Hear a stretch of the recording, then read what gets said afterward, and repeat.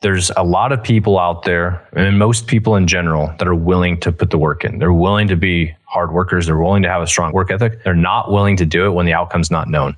And that's why you see people not willing to put in the effort. Welcome to the Dynamis Podcast, where we are all about unlocking a fruitful life, removing your limiting beliefs, and getting to the next level. My name is Tim Garul, and I'm stoked to grow on this journey with you. As David Geffen says, we are each the figment of our own imagination, and some people have the greater ability to imagine than others. Welcome to this week's episode of the Dynamis Podcast. This episode is going to be all about strategies for taking action. We're going to speak to a longtime friend of mine, Dan Austin, who is a straight up hustler, and he's a killer. And just a little background on Dan, and then I'll have him introduce himself. But Dan has his fingers in all kinds of stuff. He's an action taker. He's a no bullshit, no nonsense type of guy. He's a guy that leads from the front, gets his nose dirty. He's not afraid to take one on the chin. And he's boisterous. He definitely expresses his opinions on what he likes, what he doesn't like, what's working. And he kind of just puts all the fluff aside and lets you know what you need to hear to get things done. So Dan leads a community full of entrepreneurs, business owners, wholesalers. He hosts a podcast called Collecting Keys. They also have a coaching and mentorship program called Collecting Keys. And actually, Dan, why don't you introduce yourself really quickly, and then I'll kind of interject about how you and I even know each other. Yeah. Thanks for the introduction. I think you're a talented host, man. That was a very generous introduction. So thank you for that. About me, let's see. Let's start from the end, and then I'll kind of go, we can dive into that kind of how I got here, where I'm going, all that sort of stuff. So as you mentioned, one of the hosts of Collecting Keys podcast, we do run a coaching community and off-market real estate guy. Like, I'm a real estate guy at heart, but I also just love entrepreneurship. So that's how I've gotten just to the point of like running multiple businesses, failing in business, succeeding in some businesses, and just still in the grind and the hustle. But really, this all started, kind of the genesis for me was recognizing and realizing at somewhat of a young age that I just want to control like my life. Growing up, just the humble beginning story, like many real estate investors, a lot of Army guys that we know have that same story where you just kind of struggle in life, and that sets you up on a springboard to not want to have to deal with that at a young age. And so that's, where I started by joining the military, because that was me getting a job, my first adult job that paid me. And I showed up with, I think it's funny because I showed up with probably like $800 of debt, which isn't a lot, but as an 18-year-old, it was all a cell phone bill. It was the stupidest thing about it. It's hilarious. Long story there. Like, I started out as an 18-year-old, like $800 in debt. And then you join the military, and I think my paycheck every couple of weeks was like $400 after the GI Bill. So it took me a little bit. Hang on. I want to stop you. Yeah. I got to interject. I'm sorry to interrupt. Not only did you join the Army in debt, but in the Army, you immediately go into debt. Yeah. We're not going to talk about the Army. We're not going to talk about like basic training. But when you show up, essentially you need equipment. Everybody thinks like, oh, show up, it's free food and free whatever. Mm-hmm. They charge you for your like PT shoes. Yeah. And you need a wristwatch and uniform. So they give you a credit card. I don't know if you remember this. Yeah, I do. When you get into processing, it was a gold card or whatever they call it. It was like some sort of gold something card. It was like a AFES card. They're like, all right, go in there. Here's the list. You got to buy all these items, and you walk out in debt. And they're like, don't worry about paying us. We're just going to garnish your wages for the first couple months. That was wild. I tell that story. I was like, that is a wild situation. Cause like, they're like, you need socks. They're like, first of all, they're like, take all your shit you have now. You can't use it. Go buy shoes, go buy socks. It's like, this is how they subsidize the PX, I guess, in the military. It's silly. Yeah, totally.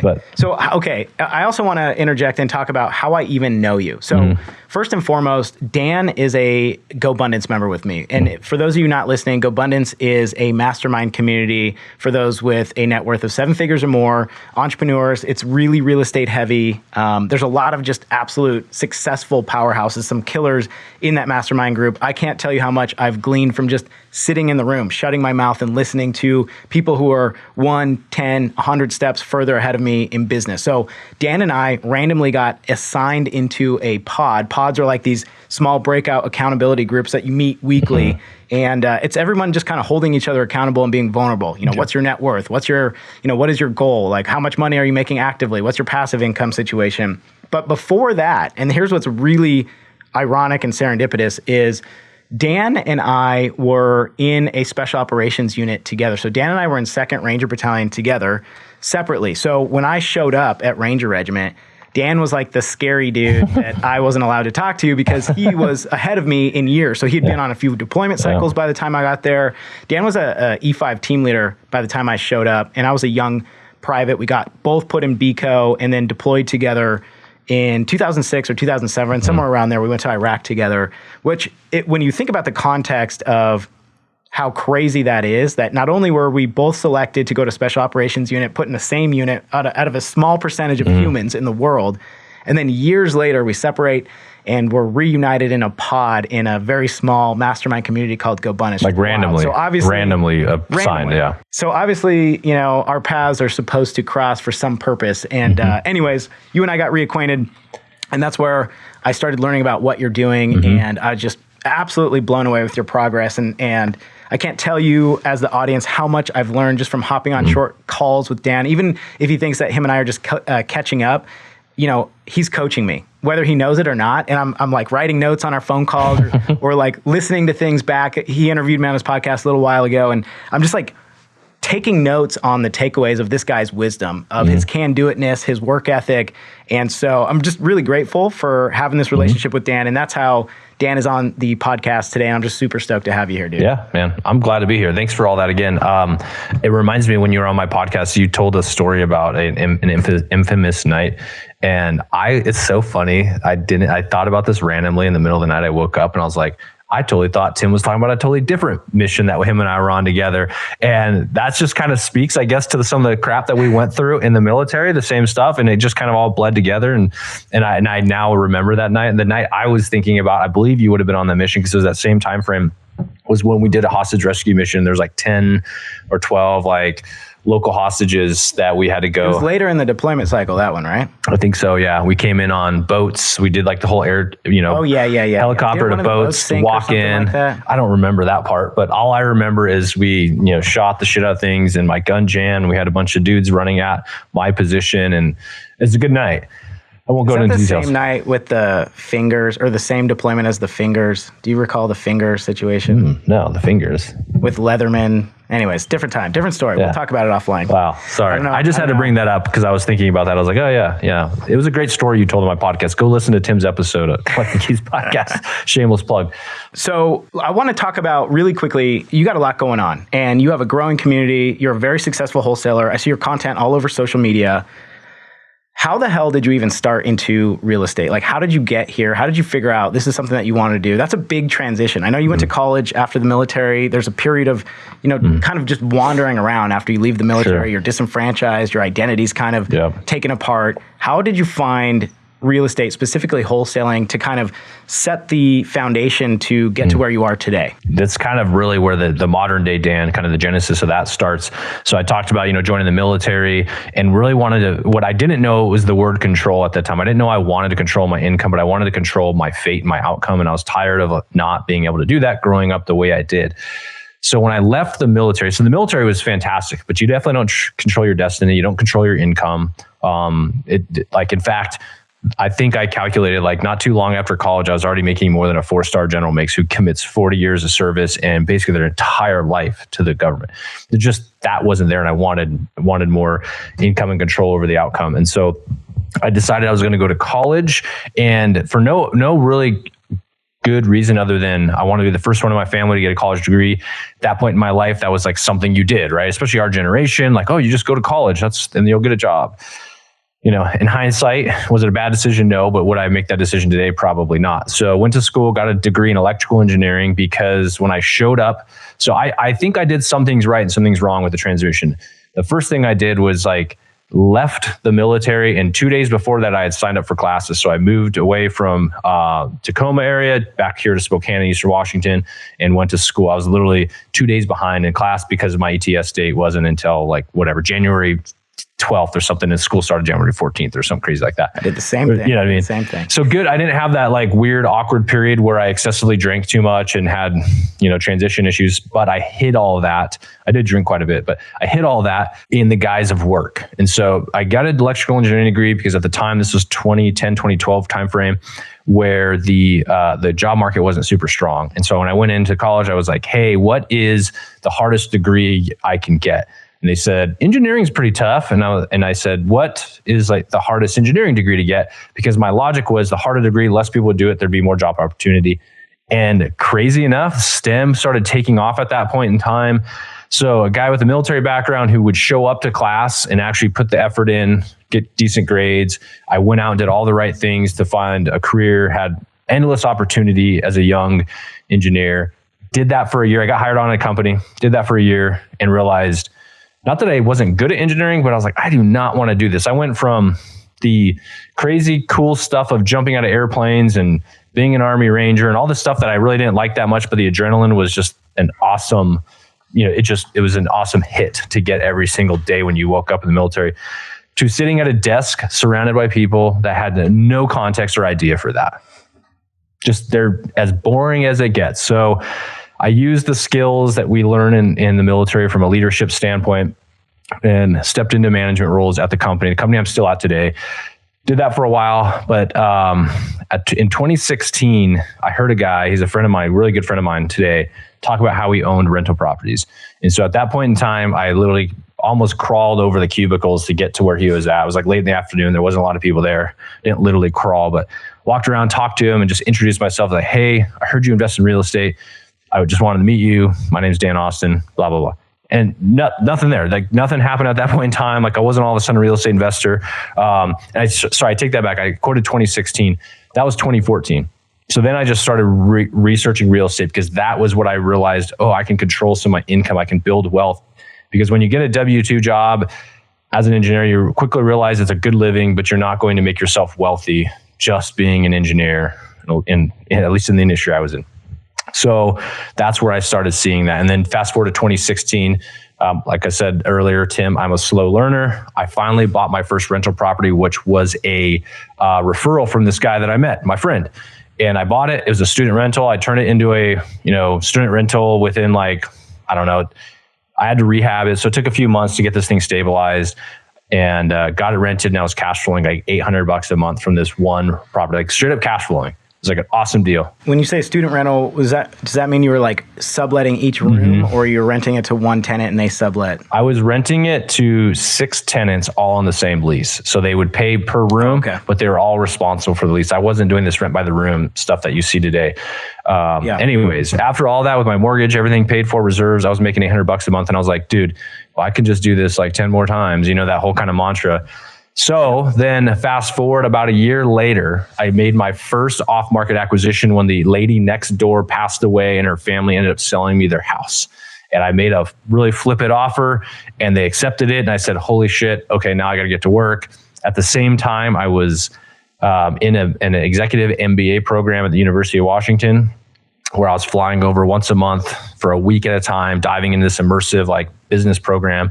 And I had a 6-month-old daughter. So when people tell me they don't have enough time, that's bullshit. You can do a lot of side hustling while you're working a job, while you're going to school, while you're having kids. So you just got to be willing to put the effort in.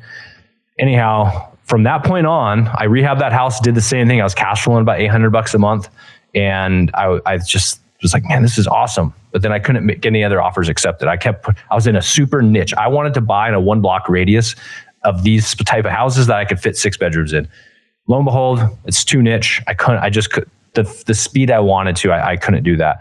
And at that exact moment in time, when I realized that, my now business partner, who actually was one of my employees and also a friend from college who I had hired in, actually he's been a friend that I met in college. Then he became my first tenant in that brick house that I just talked about. That was a student rental. He rented the upstairs floor from me while I renovated the basement. And then he was an employee, which he quit. And he started getting into real estate himself, and was finding that he was an employee for what company? For my company, for the company I work at. So I hired him as an engineer. He was also an electrical engineer. Yeah, exactly. So you met him in college. You bought this student house, right? This student rental. Yep. Okay. You give him the upstairs while you're renovating the downstairs. Mm-hmm. And hire him at your company. Yep. Yeah. And then a year later, awesome. he has an existential crisis, and he's like, I got to quit, man. And I was like, that no skin off my back. I work at, corporate America. It's not going to hurt anything here. Didn't hurt our friendship, obviously, but he wanted to figure it out. And he realized, I don't want to be an engineer. And realistically, he's unemployable. He's an entrepreneur. He's an entrepreneur through and through. He cannot work for somebody else. It just came out that year and he just finally, and he's never looked back, right? So he built the parachute on his way down.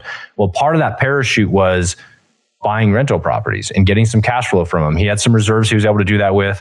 And then he started flipping houses. And I think he lost money on a flip. And essentially he came to me while I was in the middle of my second project at one point and said, hey, I'd love to partner. Will you walk this property with me? And I was like, no way, dude. I have no capacity to do anything, because I was also doing a lot of the work on my rentals myself, like physically hammering and nailing and stuff like that. Anyhow, come around to about 2019, November 2019, right there at just before COVID got kicked off in 2020, he came to me and he said, hey, like, I know you're struggling to find deals. I'm struggling to find deals. I think there's a better way to do this. And he kind of pitched this idea of like off-market real estate. So we're going to market to sellers and we're going to find and motivated deals and we're going to buy them for cheap. It's going to be like 50 cents on the dollar. It's like, okay, cool. And I went home that day, told my wife, I was like, yeah, so Mike pitched this idea to me. And I said, honestly, the worst case, like I had about 20 grand I could contribute to it. I was like, worst case is we lose like 20 grand, right? Like that was a lot of money to me back then. But at the same time, I was like, that's the worst case. Like, that doesn't usually happen. So we just shook on it, built our business, and we started here in our home market, Spokane, where we were actually just like spending money. And we have like an awesome, like not good story of how we got to where we're at, because we sucked at it. Like we are not talented salespeople, especially back then. We were not talented marketing people. We still didn't really know shit about real estate like we thought we did, but we were learning. And so we had spent all of that $20,000 plus Mike had contributed $20,000 to this business before we even got a deal. Like we were marketing and we weren't following up with leads. We weren't doing any of the right shit you're supposed to do as a business owner. We were both like doing half this project, half that project and mixing it up. We didn't know anything. And finally we got our first deal and we made $6,500. And we can tell this story like it's, like just happened yesterday. We were both standing in front of a house that we were walking and we get the call from this guy that wants to buy it. And we negotiate the price right there, $6,500, and we're like high-fiving each other, like, yeah, dude, because we made a proof of concept. It wasn't a very good return at that time, but we could spend money and get money back in return. At that point on, we never looked back, and we both built that business into a 7-figure off-market wholesale business. We flipped houses. We bought quite a few units during about a 2 to 3 year run, and in that period of time, we had started what is Collecting Keys, the podcast, as just a way to put content out there, because a lot of real estate content is kind of buttoned up. Everybody was trying to really essentially represent or replicate like Bigger Pockets, right? But the Bigger Pockets brand is Bigger Pockets brand. It doesn't need to be everybody else's brand. And so we were like, somebody needs to talk about the things in real estate that nobody's talking about. The wins, the losses. We're not trying to put zero to hero like homeless to millionaire people on our podcast. We're trying to put people on the podcast that are like, dude, it sucked for 12 months, 24 months, but boy, am I glad I stuck with it. Just the reality of business. And so that has evolved. Yeah. And now we have, our coaching program and all that associated with the Collecting Keys brand. And as they say, the rest is history. So what were you spending on that first $40,000 in marketing? What was the marketing you guys were spending the money on? So we were spending it on direct mail. So basically postcards and handwritten letters. They have these robots out there for these companies that like literally hold a pen and write handwritten stuff on them. So we were sending out thousands of those to the zip codes, pulling the data, the same kind of similar, but more refined systems that we use today. And we were doing a mix of, we tried maybe even cold calling up to that point. Like we tried a few different ways to do things. We had stupid polo shirts that we bought that had our logo on it. Like that's what we're spending our money on. Like trying to be legit. Trying to be legit. Exactly. Yeah. So were you guys in any coaching programs at that time or? Yeah. So, and this is why we're such an advocate for coaching programs and just groups, getting around people that are trying to do what you want. So we joined an off-market real estate mastermind group, basically a group coaching program, which is not uncommon, where a group of people come together that want to learn a specific skill or just be part of a specific type of group of people. In this case, we were learning how to specifically do off-market real estate and what that was. And we learned about marketing, we learned about the kind of lists you can pull, like public data lists, to find distressed sellers, which are typically the ones that are motivated, right? The ones that are about to go into foreclosure, the ones whose house burned down, all these situations where people need to sell their house. And so we learned all of that, and we were learning it with that group together. And we made a lot of great relationships with people in that group that we still work with today all across the country. I guess in this time frame that you're talking about, the first person that pops into my mind, I used to follow him on social media, watch his content. He has a company called Ballpoint Marketing. His name's Ryan Dawson. He's like a big off-market wholesaler, and he really pimps this software called PropStream. He uses like this PropStream software. So I'm curious, I mean, what were you using at the time? And then what are you guys using now? What do your systems look like now in comparison to back then? What was that evolution? So almost exactly the same. We just know how to use them better. We use PropStream for our data. We use different mail houses. We've used different mail houses across the country, but right now we use specifically open letter marketing, which is a real estate specific. It's very similar to Ballpoint. We've used Ballpoint too. But we use them for our mailing system. We have our own copy, like we've now since built like a 6-month marketing plan that we follow. It's like, hey, month 1, we're going to send them this, month 2, month 3, we're going to send them that. The difference in our business now from then is that we are doing it at a much larger scale, and we've learned consistency over time is what builds a business. Consistency over time is what builds a marketing plan. Yeah, absolutely. Consistency over time. I'm curious, your first deal, you made $6,500. You guys are, are into it for way more than that. Yeah. How did you guys even stay in business? I guess you had you were still employed, but Mike wasn't. So how did you stay at least profitable enough to keep going? Because I think a lot of people, when they get in, number one, the first hurdle is paying for marketing, paying for education. The second hurdle is like, all right, you're 6 months in, you're in a massive deficit and you see no return, or the returns are like so minuscule that there's just no clear path to sustainability. Right. So how did you guys navigate that back then when you got that first deal? That's a great point. And you're right. I did have my job. So it's like I was still able to put food on the table. And the point to be made there is we were learning in an expensive way, because you could also go the cheaper way, which would be like driving for dollars, where you're driving around looking for crappy houses. You could go door knock crappy houses. There's referral based systems where you're really just out there like putting a lot of effort, just like any other business where you need to basically bring in leads. There's a hard way and an easy way to do things. We were fortunate enough that we both had some reserves. Like I said, I had 20 grand. And Mike had cashed out his IRA and had some money there that he was able to live off of and help fund this. But it was thin, right? Had I not had my job, I might not have been able to last much longer. But what happened was once we made that $6,500, we were able to then take that money, and that was basically our next month's marketing. Honestly, that's how it worked. And we just reinvested it. And this is where I like tell people all the time, they talk about the profit first model. Awesome concept. However, if you're eating all of your profits or a portion of your profits when you're still trying to figure shit out, you spend less money investing in the business. And a lot of times entrepreneurs, especially new ones, they go YOLO, they quit their job or they do something too soon and their business fails because they're not able to reinvest it. They go and they're like, well, I need to get a new car because I'm going to be driving around at all these seller appointments. I need to have a nice car. It's like, no, you don't. Ride the bus if you have to. Like, they don't care. You know what I mean? So for us, it was being able to do that. And then that $6,500, the next deal we did the following month was a $15,000. And we're like, that's 3 months of operating cost.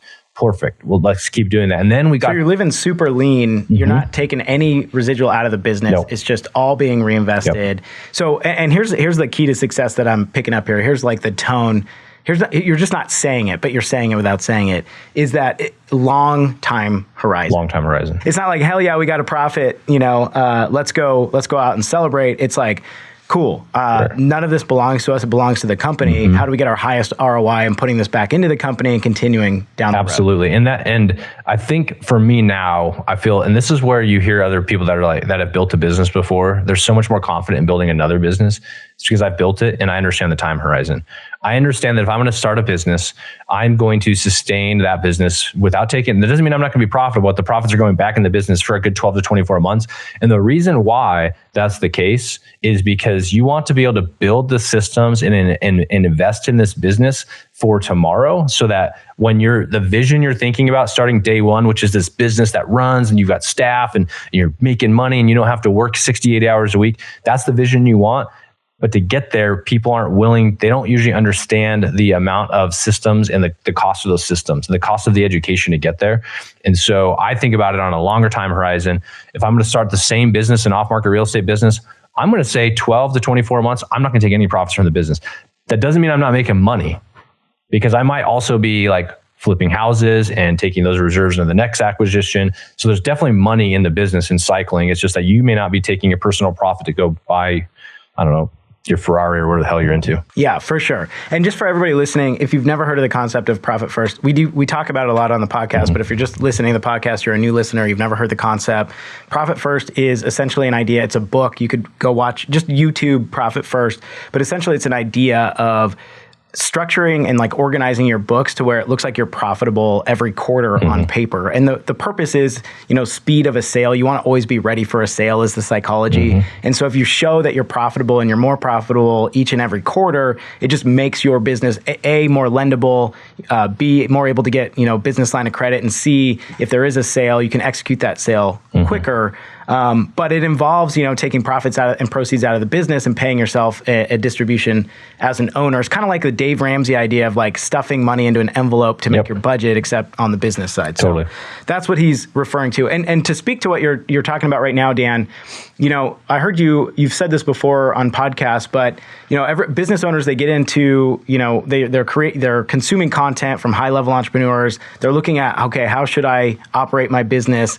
And, they get all hot and heavy on mindset and systemization and delegation and, offloading tasks. And something that I've heard you and Mike both say is that, that's great, but that's an earned right. And what people are missing is like, you have to go eat the shit sandwich for a period of time to earn that right to delegate, to speed those systems up, to pay yourself a profit, and this is all long. You got to put yourself in the mindset of like instant gratification's out the window. We're not trying to make a meal in the microwave here. We're putting it on the slow cooker in the crock pot. And you're always going to get way deeper, way better flavors in the crock pot versus, a 5-minute heat up in the microwave. So, and like on my personal journey, I started investing, I think I bought my first rental property in 2019. Okay. And it's just compounded. I've just continued to buy every single year to this day. And this may sound crazy. And some people maybe think I'm dumb. I've never, not one time, taken an owner distribution out. It's always stayed in the business. It's like those reserves have grown. And then when the reserves are funded, still in my brain, I'm like, well, the purpose is not to just be done. The purpose is like, okay, my reserves are funded. Now I want this nest egg to build up so I can go buy another or, 5 more, a multifamily or something. So, I've been in the game since 2019, have never, not one single time, taken a cent out of the business. Now, obviously I fund expenses out of the business, but I've never, taken my family to Dairy Queen on profits from rent checks, So passive income is hard. You and I have chatted about this before. The idea of passive income from real estate and rental properties, the scale you have to get to where it's meaningful is actually somewhat larger than we all like to believe. Can you take money from your business now? Probably. From your holdings? Probably. But is it the right thing to do? Because some of that also, when you think about a return on investment, if you spend all your return on investment, you're not really getting a return on investment. It's like if you go, imagine if you go to the S&P 500, you put in $100,000, you're like, I make $7,000 a year from this. But you spend $3,000 of that, your return's really only 4% because you're not reinvesting it. There's no compound interest after that. Granted, if that's what you want to live off and you're retired, that's a different story. But as you're in the growth phase, like many people are, like we are, like you need to really be reinvesting those profits into whatever business that is, right? 100%. Yeah. If you're not in retirement mode, like let's just say you went to Edward Jones, like and not to talk smack on Edward Jones, but like the McDonald's, it doesn't matter. Any investment company where you can like build a retirement portfolio, no wealth manager or portfolio manager in their right mind is ever going to tell you to not reinvest the dividends. The only people that are eating off the dividends are retirees who are drawing out their 4% to write off into the sunset. So to really compound and benefit from that velocity of money, which is what we're trying to do here, we're trying to build the momentum of the snowball as quickly as possible. It's got to be delayed gratification, and you got to reinvest all of those dividends back into the business to compound and grow more. All right. Here's a question that I want to ask you. And I know that this kind of speaks to your avatar of people that you come across, especially in your community.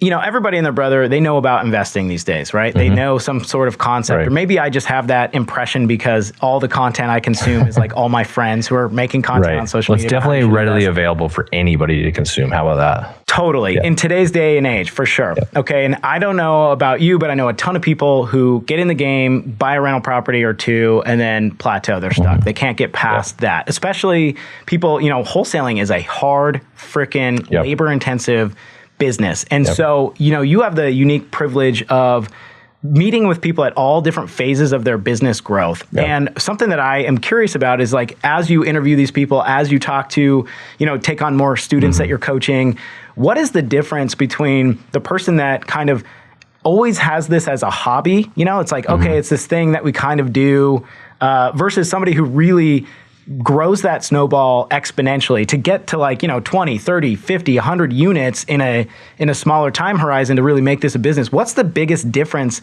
in those two types of individuals? Like, what are they doing that the other person's not? Yeah, the biggest difference is the comment I made earlier, which is consistency over time. In anything. And if you're in real estate specifically, real estate's a get rich slow game. We all know that, although the last few years have made it seem otherwise. But what I see, like we have this in our coaching program, new people starting out and very experienced people. The only difference is that they are consistently spending money on their marketing funnel and then executing on those leads when they show up. So for example, say you spend $3,000 a month on marketing and that gets you 30 leads. Some of those leads are going to be trash. They just are. So take the top 10 out. They're not. They weren't even leads. They just called you to tell you to F off. This is how it is. The other 20, you might get one deal out of that. But you have to talk to all 20 of those people and you have to follow up with them. And usually what we see, like lead to contract, like to where you actually get the property signed, is like 45 to 60 days. Usually it's lead to close on average is at least 90 days. And people just don't have that, right? They market once and they're like, I didn't make any money. And it's like, yeah, because the person's not ready to sell to you. They don't even like you yet. They don't even know who you are, right? It's a sales process. You don't have to be an expert salesperson. Mike and I certainly weren't. And we were able to build a profitable business and use that as a foundation to hire excellent salespeople or people at least willing to grind it out. So showing up consistently, keeping your marketing funnel going. And then when you do get those leads in, actually picking up on the phone and call them. And trust me, nobody likes to call people.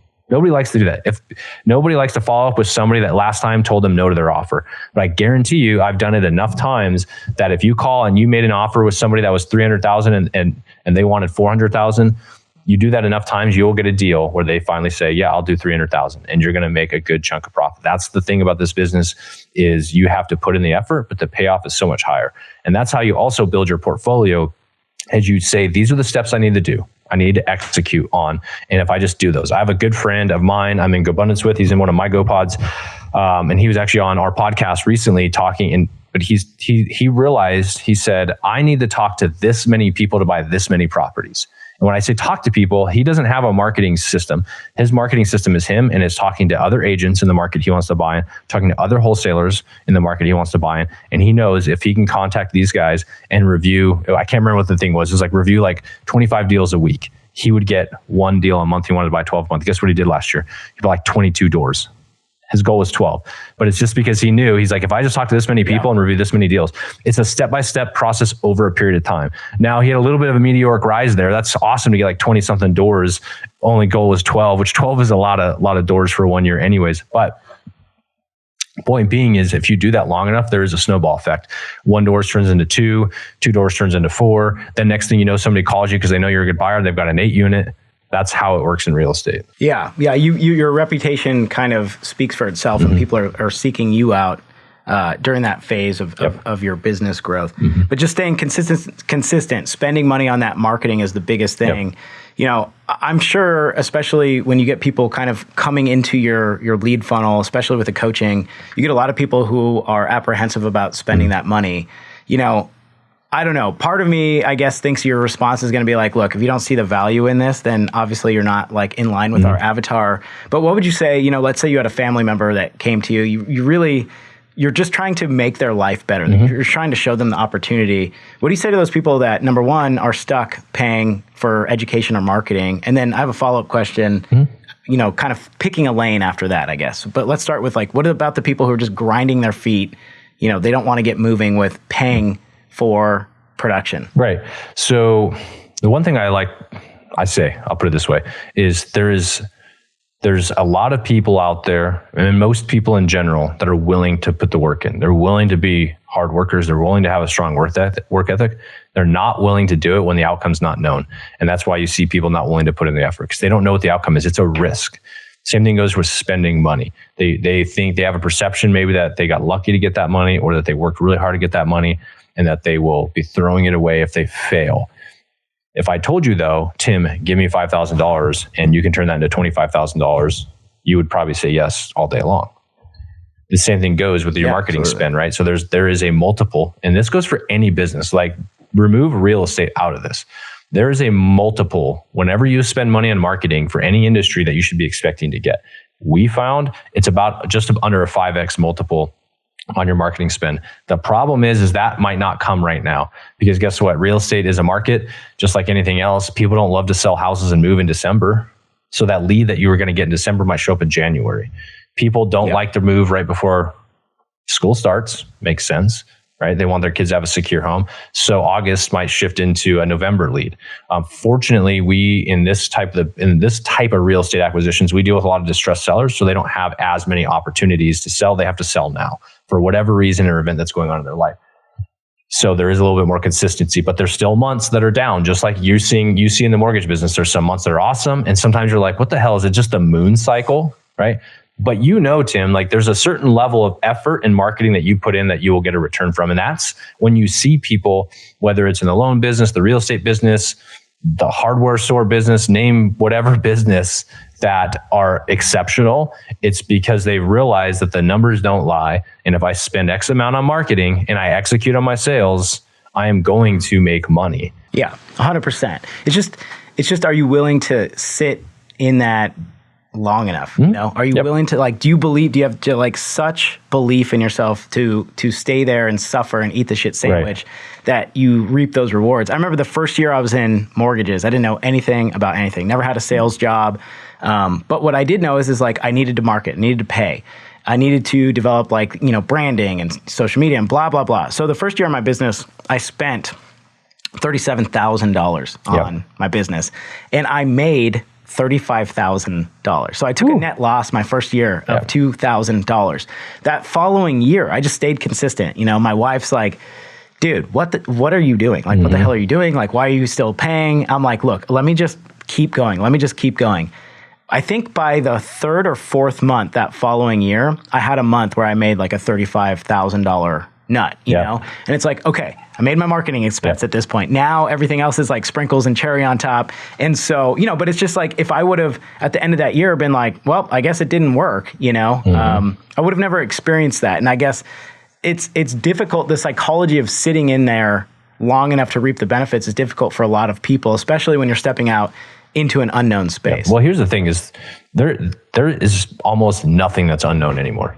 Like we just talked about, you can go on YouTube University and learn how to do off-market real estate wholesaling. You can learn how to be a loan officer. There's books, there's everything out there. It's all been done from a general speaking, unless you're trying to build rockets to go to the moon, I don't know, and that's been done, right? But there's certain businesses where if you're trying to build a ground up and there's nobody to look at, then it's going to be harder. And those are usually the businesses that fail the most. But when they succeed, they're huge because they're a novel idea that nobody else is doing. But if you want to start a business, you can do it, and you will know. I've been looking at this a lot lately as an investment strategy, is starting franchises or opening up franchises, because there is a lot of cool stuff that comes with the franchise. Everybody's like, oh, don't do a franchise. You have to give away some of your profits. It's yeah, but you have to spend no money building out the systems that are already there. And when I'm talking about reinvesting in your business, I'm talking about learning and building the systems that make it so you can be efficient. Because there's two ways in business to make money. One is increase top line revenue by growing sales, and the other is to shrink your operating expenses. A lot of that's hard. It's when at some point in time you can't pay employees less. Right? You can't shrink your costs at some point. So it's always better to make more money, in my opinion. So with a franchise, they already come in and they say, we're going to give you the most efficient way to make money. And now you just got to go make as much money as you want. So think about that. YouTube University, go look at a franchise model. There's ways in business that already exist for you to make money. And they're even going to tell you in a franchise, hey, if you spend $5,000 a month on this business, you'll get this much money back. I don't know how to, I don't know how to explain that better to anybody. If you're not going to do it that way, then you're probably not ready to be an entrepreneur. You're not at a season in your life to do that yet. Right. There is a little bit of, you kind of have to, set aside your risk aversion and know that there's a little bit of suffering that you're going to have to wade through for a period of time, this unknown, to get to the promised land, to get to that fruit. And if you psychologically can't handle that, then this ain't for you. Yep. Like maybe just stay at the cubicle, and that's fine. Safe is fine, but you're never going to get past, 50,000 or 100,000 and you're, 2 weeks off a year, and that's that. If you want true autonomy and freedom, you have to develop the muscle, the psychological strength to push through that unknown and suffer a little bit. So we're running to the end of the episode here. I want to ask you a couple questions. So I know that you have this coaching program, you have Collecting Keys podcast, which I would encourage all of you to listen to. In fact, I was in the gym this morning listening to it. They just have great content in there. So go listen to the Collecting Keys podcast. I believe it's on Spotify and iTunes, isn't it? Anywhere you want to listen to, we get it uploaded. So so go check that out. But before we get out of here, I want to ask a couple questions. So I know you guys, you have the coaching, you have the podcast. I know you guys have tell me a little about what you're building out about, like marketing, the students that you're taking on. Like, what's the vision for Collecting Keys? And then I want to know about your business too. I know that you guys are still actively wholesaling, but are you keeping any? Like, where are you trying to get to with you and your partner? What's the goal this year and on the horizon? Yeah, so we have in our business right now, we do have our scale. We call it the scale community, which is scale cash flow, assets, scale leverage, because that's an awesome way to do that in real estate, and then scale your appreciation and over time, right? As we talk about real estate, it appreciates over time. So essentially, everything you can scale in real estate, we're teaching that in our program. It's a super cool group. Like, I love having this group. We're starting to do in-person events. So when you join up, you have access to those too. So it's a lot of fun. We talk literally end to end and teach and build a community. So when you are spending money on marketing and it's like, I think I'm going to quit, you have people right there next to you to be like, don't quit. I was there last month. Don't quit. I was there last year. And now look at me. So that's the value of the community. We operate that. And we're going to cap it. So we don't have an unlimited membership. So there isn't a membership application there, but hit me up if you want to know more about that. But then we also operate separately. Our business is Backyard Home Buyers, which is a national brand for finding off-market deals. So when I talk about how to find a deal and how to spend money on marketing, I'm doing it because I know how to do this in dozens of markets. I've done it in every state, basically. We haven't done it in Alaska and we haven't done it in Hawaii, but the other ones, we've literally operated everywhere at one point in time, and we're able to find good deals. And so now what we do is we do that on behalf of our clients. So if you're a person that wants to buy more deals, but you don't have the time, it's a done for you service where we will actually go stand up the marketing system, stand up the sales team for you. We run them. All you have to do is give us the pricing for the deals you want to buy when we generate leads, and then we go and lock it up for that pricing and then sell you that contract, and you get to buy a property 50, 60 cents on the dollar. And we don't take any cut of that profit at all. We just take a small fee every month. That's kind of our other business. And then, yes, we still run our own, because we know how to do it, our own off-market business for ourselves here in Spokane. And 2023, we only bought one property because we were focused on growing the scale community, and we were focused on growing our partnership program in all these other markets. But we're back in action, and we're ready to start buying again. And I think 2024 is going to be a fantastic year to be buying real estate, especially the first half of the year. So if you can find opportunities, it's time to buy. I think if you want to do wholesaling and flipping, you're going to make some good profits this year. And then if you want to do some buy and holds, I think there's going to be some good opportunity in all the markets. What are you guys doing? Are you flipping them? Are you wholesaling them? Are you holding them? We wholesale the most. I hate flipping. Like, I personally don't like it, but I do it because sometimes there's opportunity there, and I know how to do it, and I'm decently good at it. So I would say priority, wholesale. Next priority, keep. Third priority, flip. And the reason why you have to be able to do all these in this business is because of the real estate's an asset intensive business. You need to have cash and money as you start scaling and getting into it. There's really no money down real estate. People say that, but man, that is an exception to the rule. You can't build a business around an exception, right? Yeah. So to be able to fully fund a business that operates and generates leads consistently, you need to have these quick money, wholesale, some bigger, longer term money, maybe on a 4 to 5 month time horizon, which is your flipping, and then some asset growth, which is the buy and holds and the keeps. I truly believe you need to build a massive income source so you can invest passively. Mike and I are always talking massive over passive. Build a business, because business income is the best income, in my opinion, that generates cash flow that you can then invest in real estate. I wanted to talk about that, but we ran out of time on this episode. Everybody's focused on passive income, and I wanted to interject with this earlier. I personally, I don't care. I mean, I care about passive income. I do, but I don't really care about it until I'm like 80 years old, Right. really, realistically, 60, 70, 80. I want as steep of a vertical income as I can make right now. Every focus of my day is all about how do I make more active income? And then I'm taking my active income and investing it into assets that are going to mature and appreciate and provide passive income later. Are you still purchasing passive, like I guess long-term passive investments with your personal income on the side? I do, yeah, and that's kind of that is the long-term vision and goal, because I still love assets. I also invest in syndications and other things that are a good tool for passive. I'm super pumped this year. I'm going to be looking at some triple net stuff and trying to get into that space and doing some off-market marketing for triple net commercial properties. So I'm always looking for a better passive vehicle than just residential real estate, but residential real estate is easy. It's fast. It comes and goes. On that passive side, are you focused like on the LP side or like you want GP? Like I know a lot of, go bros that are like, yo, I'll invest in syndications, but only on the GP side. I don't have no part of the LP. I invested in LP. That's kind of the best way to do it for me right now, because that is passive. Yeah. If I'm getting and finding my own triple net deals where I'm not trying to syndicate apartments or any of that sort of shit. But if I do find like triple net deals that are big enough, I would come in on as GP and syndicate that. But that's, who knows? That's future Dan problems. All right. Last question, and then we'll get out of here. You have some unique experience, man. You do. And you're a super humble guy. You never really talk about it. I listen to your podcast. You never mention it.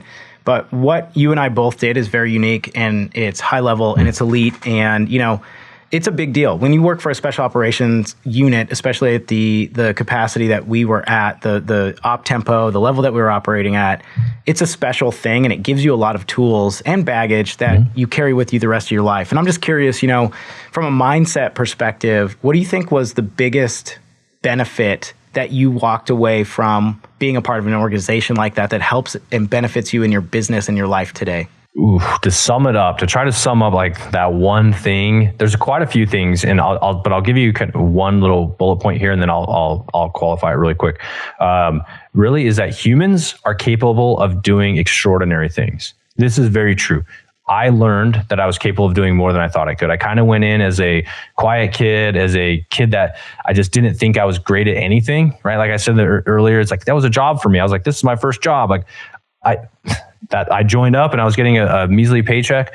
And at the time I didn't know where I wanted to go in life, but it gave me confidence. Every step of the way in the military, it gave me confidence. By the time I was on my 6th deployment, I was almost too confident. It was time for me to take a break because I was putting myself into dangerous situations that I didn't need to, right? So that confidence can go too far, but it gave me confidence in understanding like who I am and who I can be. And then also that I can truly rely on other people. However, part of the baggage is that I'm not a very trusting person because my bar is so stinking high for people that I want to trust and do business with because of the brotherhood, we had in the Ranger Regiment and the people we served with. And so I'll leave it there, but it taught me grit. It taught me how to work hard. It taught me all sorts of things, but really it's just what is actually capable of a human being. It's so much higher than we believe. Yeah. And that like popular mantra, no one cares, work harder. Yeah. I think that just sums up Ranger Regiment. Oh. Like everybody's suffering, shut up and work more.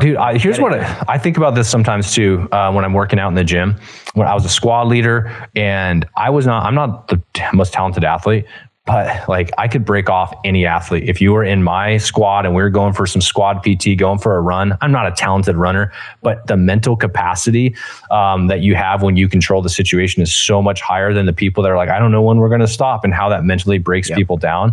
And you get to that point to where you're like, I grew up in regiment with squad leaders that are like, I don't care. I don't care if you just had to run 5 miles in 30 minutes. Who cares? Like that's the expectation. And it is such an alpha male organization. I didn't understand this quite in the context I do now back then, but it is really in a good way. Somebody is ready to claw over top of you, not stab you in the back, but claw over top of you because they're ready to go faster, harder, stronger, all that bullshit because they want that opportunity to lead within an elite organization. So 32 is freaking ancient. I remember seeing like 28-year-olds in regiment. I'm like, God damn, they're old. I'm 38 now. I'm like, I don't know if I'd survive this long. Dude, yeah, I don't know either. Excellent. Awesome interview, man. Just so much insight that, really people need to hear, like the truth that people need to hear, especially starting out in this journey. I appreciate you, dude. I appreciate your time. I appreciate you sharing your wisdom and insight with the Dynamis community. Where can people get in touch with you? Instagram. I'm on all social platforms, but Instagram's my personally where I'm the most active. At Investor Man Dan. Hit me up, DM me, give me some follows. Any content you'd want to see or questions you have, let me know, and I'm always on it and following people and making sure that they're getting what they want from my page. Awesome, dude. Dan, you and I'll be in touch, bro. And to everybody listening, I hope you guys got some good information and insight out of this week's episode. Hopefully some actionable content that you can put away in your noggin and stew over and start working towards. So thank you for listening this week. We'll catch you all on the flip side. See you next week.